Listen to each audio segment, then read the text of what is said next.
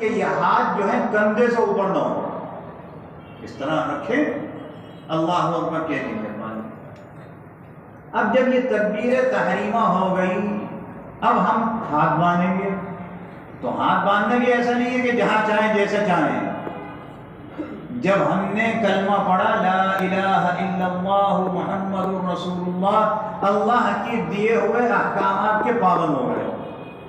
आज़ाद नहीं है कि मैंने कहा बस ईमान मारा, एक हाथ इधर लटक रहा है, इससे यूं पकड़ा हुआ है, ऐसा नहीं। तरीका बताया रसूलुल्लाह सल्लल्लाहु अलैहि वसल्लम ने कि मर्दों को जो हाथ बांधने का तरीका है जो अहादीस में आया है, और वो अहादीस हज़रत इमाम अबू हनीफा रहमतुल्लाह अलैह ने ली है, उससे फिर मसाइल अखज़ किए हैं। तो इस फ़िक़्ह हनफी में हाथ बांधने का तरीका बताया अहादीस की रोशनी में कि जब हाथ बांधेंगे मर्द तो पहली बात यह कि सीधे हाथ की हथेली उल्टे हाथ की पुष्ट पर रखें, और ये छोटी उंगली और अंगूठे से कलाई को पकड़ लें, और ये 3 उंगलियां सामने पकड़ें, और हाथ रखेंगे नाफ के ऊपर या उससे नीचे। नाफ से ऊपर नहीं, नाफ के ऊपर। नाफ से ऊपर तो फ्री हो जाएगा, नाफ के ऊपर इस तरह रखेंगे। अब जब नमाज में शामिल हुए तो फिर एक हुक्म ये भी है कि हम सजदे की जगह पर देखें, हम क़याम के हाथ। अब ये जो हाथ बांध के खड़े हुए इसको कहते हैं क़याम। नमाज की किताबों में लिखा है, बड़ा आसान है, इसको कहते हैं क़याम। क़याम की हालत में हमारी निगाह जहां हमने सजदा करना है उस जगह होगी। अब हमारी तकबीर तहरीमा, इमाम की तकबीर तहरीमा तकबीर ऊला के साथ हुई तो इमाम ने पढ़ी सुब्हानकल्लाहुम्मा व बिहम्दिका व तबारक अस्मुका व तआला जद्दुका व ला इलाहा गैरुक। हमने भी पढ़ना है, मुक्तदी ने भी पढ़ना है, और मुक्तदी के पढ़ने का वक्त कहां तक है इसको भी समझ लीजिए। मैं आया ऐसे वक्त जमात में शामिल हुआ, इमाम ने अभी तकबीर तहरीमा कही है, 1 लम्हा 2 लम्हे हो गए, मैं आया, मैं भी तकबीर तहरीमा कह के जमात में शामिल हो गया। अब जमात में जब शामिल हुआ तो अब मैंने जो सुब्हानकल्लाहुम्मा सना पढ़नी है, इसका वक्त क्या है, इसका वक्त समझ लीजिए। इमाम नमाज शुरू करने के बाद से लेकर क़िराअत शुरू करने तक का जो वक्त है, जहां से उसने सूरह फातिहा शुरू की, सूरह फातिहा शुरू करने के वक्त तक जो ये लम्हात हैं, इन लम्हों में मैं सना पढ़ूंगा।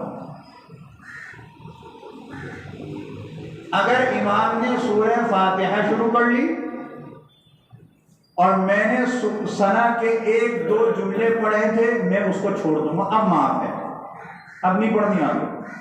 इमाम क़िराअत शुरू कर चुका था, मैं आके नमाज में शामिल हुआ, शामिल होने के बाद इमाम की क़िराअत सुनूंगा, फिर सना नहीं पढ़ूंगा। आप कहेंगे कि तो जारी नमाजों में तो समझ में आता है, ज़ोहर असर में कैसे पता चलेगा? एक अंदाजा होगा, ज़ोहर असर का एक अंदाजा होगा, आने वाले को पता है कि अभी नियत बनी है, ये कितनी देर हुई है, उस हिसाब से करें। क़िराअत को सुनना, आवाज आए या ना आए, वाजिब है।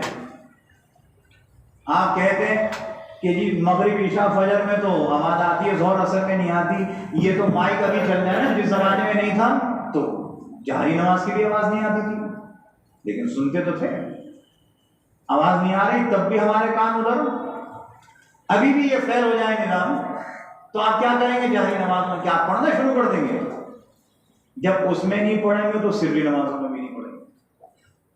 ये मोटी सी बात है, हमें क़िराअत सुननी पड़ेगी। क्यों?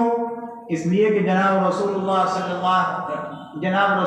सल्लल्लाहु अलैहि वसल्लम के ज़रिए से अल्लाह ने कुरान मजीद में ये बतला दिया, जब कुरान पढ़ा जाए तो खामोश रहा करो। क्यों? इसलिए ताकि अल्लाह तुम पर रहम फरमाए।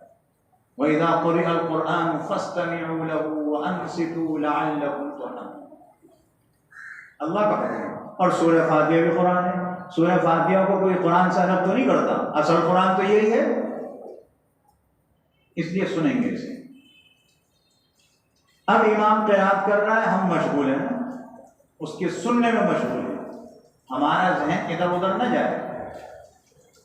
फिर उसके बाद जब इमाम रुकू करता है तो अल्लाह अकबर कह के रुकू में जाता है, तो मुक्तदी भी अल्लाह अकबर कह के रुकू में जाएगा। तकबीरात सारी कहनी पड़ेंगी, लेकिन इन तकबीरात में और सलाम में ये सारी बातें याद रखनी चाहिए कि हमारी तकबीरात शुरू भी इमाम के बाद हों, ख़त्म भी इमाम के बाद हो।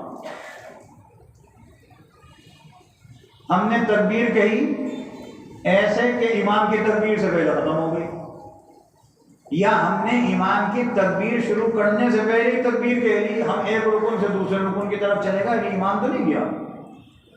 जनाब रसूलुल्लाह सल्लल्लाहु अलैहि वसल्लम ने इस पर बहुत सख्त तरीन वईद बयान फरमाई है। बहुत बड़ा गुनाह कबीरा है ये कि इमाम से पहले रुकन में चले जाए। इमाम अभी एक रुकन में है, दूसरे रुकन में नहीं गया, हम उससे पहले चले जाएं, चाहे तकबीर कहने उससे पहले। हुज़ूर अलैहिस्सलाम ने इरशाद फरमाया, मैं इस बात से अल्लाह से डरता हूँ, इस बात में अल्लाह से डरता हूँ कि मुक्तदी इमाम से पहले नमाज के किसी दूसरे रुकन में चला जाए। डरता इस बात से हूँ कि अल्लाह उसकी शक्ल कहीं खदे की न बना। ये सिर्फ हुज़ूर अलैहिस्सलाम की ज़ुबान से अदा हुए कलिमात ही नहीं है कि हम समझे बस ये तो ऐसी बात डरा नहीं। अल्लाह सब चीज़ कर सकता है, ये तो यकीन है ना, अल्लाह कर सकता है, सब कर सकता है, हर चीज़ पर कादिर है। पढ़ते हैं ना, इन्नल्लाह अला कुल्ली शैइन कदीर, हर चीज़ पर कादिर है। ये तो उसकी हिकमत का तकाजा है कि हम सारी नाफरमानियाँ कर लेते हैं, अल्लाह हमें बिल्कुल दुरुस्त रखता है, लेकिन करके बतलाया अल्लाह ने। दुनिया में हुआ ऐसा। अब देखिए, आपने सुन लिया, आप भी इसके आलिम हो गए। एक मुहद्दिस थे, उनके बारे में लिखा है, वो हदीस पढ़ाते थे, ये हदीस भी आती थी। एक मरतबा उन्हें शक हो गया, ये कैसे हो सकता है कि अल्लाह उसकी शक्ल गधे की कर देगा, ये कैसे? आने को तो शक आ गया, और न सिर्फ शक आया बल्कि उन्होंने नमाज में इस तरह किया कि इमाम से पहले दूसरा रुकन अदा करने के लिए चले गए, झुक गए। अल्लाह ने उनकी शक्ल गधे जैसी कर दी थी। ये वाकया है, हकीकी वाकया, कहानी नहीं है। फिर क्या हुआ? जब उनकी शक्ल गधे जैसी हो, अब पढ़ाते तो हदीस है, अब हदीस अब भी पढ़ा रहे हैं, लेकिन जब पढ़ाने बैठते हैं दरमियान में एक दबीस किस्म का पर्दा होता है, मोटा, उधर से आँख इधर नजर ना आए, और तलबा उधर बैठते हैं पर्दे के, और ये शेख इधर बैठ के पढ़ाते हैं, हदीस पढ़ाते हैं, लेकिन सामने आके नहीं पढ़ाते। धड़ इंसान का है, सर गधे का है। अल्लाह के रसूल यही फरमा रहे हैं, हमें एहतियात करनी चाहिए। और मुहद्दिस फरमाते हैं, इसका यही मतलब नहीं है कि दुनिया में ऐसा हो जाए, इसका दूसरा मतलब ये भी है, क्योंकि हुज़ूर अलैहिस्सलाम ने इसके खुल के मतलब तो नहीं बयान फरमाया। अब वो तो एक ही आया, मैं डरता हूँ अल्लाह से कि कहीं ऐसा ना हो जाए। तो इसका एक मतलब ये भी है कि जो आदमी दुनिया में इसमें एहतियात नहीं करता था, क़यामत के दिन जब उठेगा अपनी खबरों से, तो धड़ इंसान का होगा, सर गधे को। सब पहचान लेंगे। अल्लाह महफूज फरमाए, मुझे भी आपको भी सबकी हिफाजत फरमाए। तो हमारी तकबीरात इमाम की तकबीरात के बाद ख़त्म हों, ये भी फरमाए। अच्छा, अब हम रुकू में चले गए। अब जब रुकू में गए तो हुक्म यह है, जनाब रसूलुल्लाह सल्लल्लाहु अलैहि वसल्लम ने करके बतलाया, सहाबा किराम ने आपके सामने किया ये अमल। रुकू कैसे करते हैं? रुकू इस तरह करेंगे कि हम अपने हाथ से घुटनों को पकड़ लेंगे, और रुकू की हालत में हमारी कमर सीधी होगी बिल्कुल। ये सेहतमंद आदमी की बात कर रहा हूँ। अगर किसी में कोई उज़्र है, कोई बीमारी है, वो एक उसके अहकाम अलग है, उसको जैसी सहूलत है वैसे करे, लेकिन सेहतमंद आदमी इस तरह करेगा। इतनी सीधी कमर होगी कि फुक़हा फरमाते हैं कि अगर गिलास में उसके लब तक पानी भर के उसकी कमर पर रख दिया जाए तो पानी छलक कर गिलास से बाहर ना आए, इतनी कमर सीधी हो, इतनी मशक होनी चाहिए। और फिर रुकू में खामोशी नहीं है, रुकू में यह है कि तस्बीहात पढ़ी जाएंगी, जहां इमाम पढ़ेगा वहां मुक्तदी भी पढ़ेगा। सुब्हान रब्बियल अज़ीम ताक आदत में पढ़ेंगे, 3 मरतबा हो, 5 मरतबा हो, 7 मरतबा हो। और आदमी इनफरादी नमाज पढ़ रहा हो जितना चाहे ज़्यादा हो, लेकिन नमाज पढ़ाने वाले को हुक्म दिया गया है कि 5 मरतबा पढ़े दरमियानी सूरत में। इमाम की रफ्तार चूंकि तेज होती है, कुरान फरफर पढ़ रहा होता है तो ये भी फरफर पढ़ लेता है, तो 5 मरतबा पढ़ेगा तो ये तखमीना लगाएगा 5 मरतबा ये पढ़ेगा तो मुक्तदियों के 3 मरतबा होगा। इमाम को ये हुक्म दिया गया है कि औसत दर्जा इख्तियार करे, ज्यादा लंबे लंबे ना हो सजदे और रुकू, औसत दर्जा। और जब इमाम रुकू से खड़ा होगा तो खड़े होते वक्त कहेगा समी अल्लाहु लिमन हमिदा, मुक्तदी उसको सुनकर कहेंगे रब्बना लकल हम्द। और अगर कोई आदमी इनफरादी तौर पर नमाज पढ़ रहा हो, सुन्नत नवाफिल वगैरह या फ़र्ज निकल गए, अपने फ़र्ज पढ़ रहा है, तो वो जहाँ समी अल्लाहु लिमन हमिदा कहेगा वहीं साथ साथ रब्बना लकल हम्द भी कहेगा, दोनों कहेगा।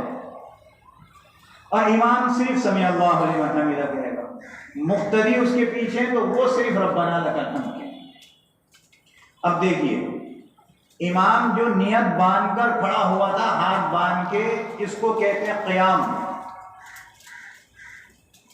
और रुकू से जो खड़ा हुआ है सजदे में जाने के लिए, इसको कहते हैं क़ौमा, इसको क़याम नहीं कहेंगे। क़याम की कैफियत यह है कि हाथ बांध के खड़े।